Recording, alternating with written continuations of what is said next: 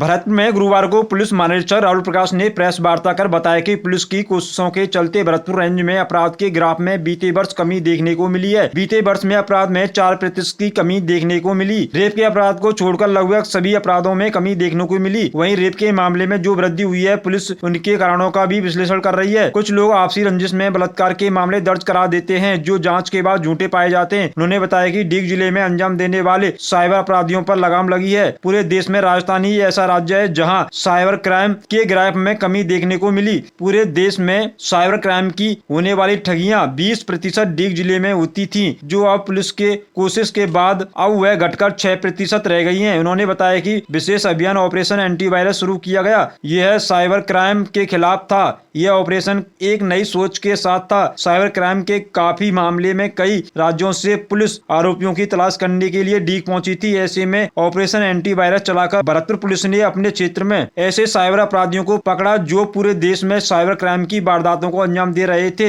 Operation antivirus में हमें काफी सफलता मिली। इसी ऑपरेशन की वजह से साइबर क्राइम में 65% की कमी आई है। पूरे भारत में हो रही साइबर क्राइम की घटनाएं 20% डीग जिले में हो रही थी। यह घटना घटकर 6% रह गई है। राजस्थान पूरे देश में ऐसा इकलौता राज्य है जिसमें साइबर क्राइम की घटनाओं में कमी आई है। बाकी हर राज्य में साइबर क्राइम की वृद्धि हुई है। राज्य में 35% साइबर क्राइम में कमी आई है।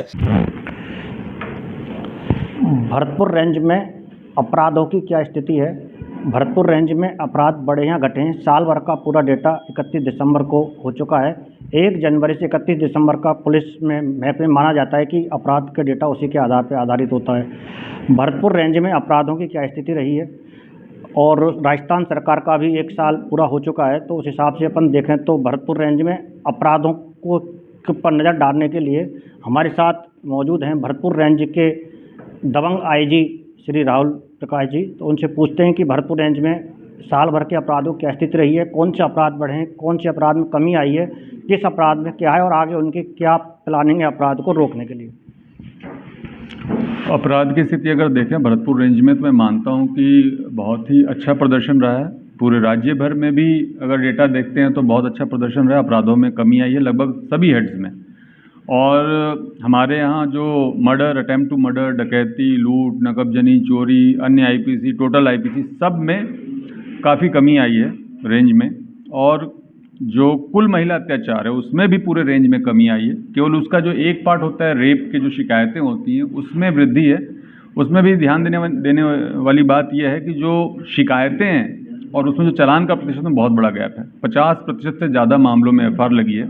इसका सीधा सा मतलब है कि बहुत सारे मामले किसी दूसरे तरह के विवादों में बदला लेने की प्रवृत्ति के कारण उसको रेप के अंतर्गत या 354 के अंतर्गत दर्ज कराया जाता है, और बाद तफ्तीश उनमें से बहुत सारे मामले झूठे निकलते हैं। तो पूरी तरीके से अगर देखें, एक होलिस्टिक पिक्चर देखें, तो अपराधों में लगभग सभी हेड में प्रभावी कमी आई है। और पूरे रेंज में इस पूरे वर्ष में महिला सुरक्षा और आम नागरिकों की सुरक्षा की परिस्थितियों में काफ़ी वृद्धि हुई है। सर, भरतपुर रेंज के ज़्यादातर जिलों में आप एसपी भी रहे, तो अपराधों में जो कमी आई है, ये माने कि आपके अनुभव का एक लाभ मिला है, आपकी एक कार्यशैली दबंग अधिकारी के रूप में भी रही है, और आगे अपराधों को रोकने के लिए या और अन्य प्लानिंग करने के लिए क्या आपकी प्लानिंग है? क्योंकि आपने भी एंटी ऑपरेशन वायरस शुरू किया था, जिसकी पूरे राजस्थान में सराहना हुई, तो राजस्थान सरकार ने भी और आपके पुलिस हेडक्वार्टर ने भी उसको अमली जामा पहनाया था। तो आगे और भी क्या स्कीमें और क्या प्लानिंग आपकी अपराध रोकने के लिए रही है? नहीं, इसमें मैं कोई अपनी व्यक्तिगत भूमिका नहीं मानता हूँ। मेरा मानना है कि ये पुलिस का काम है और सिस्टम इस काम को अपने आप करती है। मेरी जगह कोई दूसरे भी यहाँ पे अगर महानिरीक्षक पुलिस होते तो वो भी इसी तरीके से काम को करते। और जो हमारे जिला एसपीज़ हैं उन सभी ने इस प्राथमिकता को समझा था कि पुलिस मुख्यालय और राजस्थान सरकार का ये प्रण है कि लोगों को सुरक्षित माहौल दिया जाए, विकास का माहौल दिया जाए, इन्वेस्टमेंट का माहौल दिया जाए, और साथ में उनको सतर्क बनाया जाए, सजग बनाया जाए।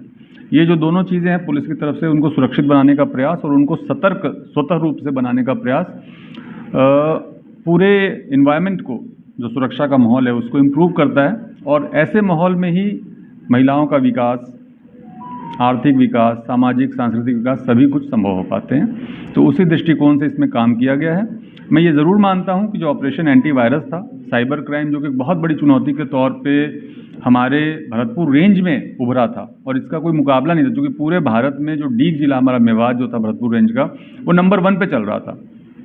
और नंबर 1 पे भी ऐसा है कि वो 20% पूरे भारत का अपराध केवल डीग जिले से हो रहा था। दूसरे नंबर पे जो जिला था उसमें 7% था पूरे भारत का शेयरिंग, तो गैप भी बहुत ज़्यादा था। उसको कम करके हम खुद डीग जिला तीसरे नंबर पे आ गया। पूरे राजस्थान में 35% की कमी आई है साइबर क्राइम में। साइबर क्राइम जो यहाँ से हो रहे थे और जो डीग से हो रहे थे उसमें 65% की कमी आई है। तो ये एक बहुत बड़ा अचीवमेंट मैं मानता हूँ। और अभी पुलिस मुख्यालय ने साइबर शील्ड के नाम से पूरे राज्य में एक अभियान शुरू किया है और उसके तहत हम और बेहतर कार्रवाई करेंगे। ये थे हमारे साथ भरतपुर रेंज के आईजी राहुल प्रकाश जी, जिन्होंने भरतपुर रेंज के अपराधों के बारे में जानकारी दी। जती मीडिया के लिए राजेंद्र शर्मा, जती, भरतपुर।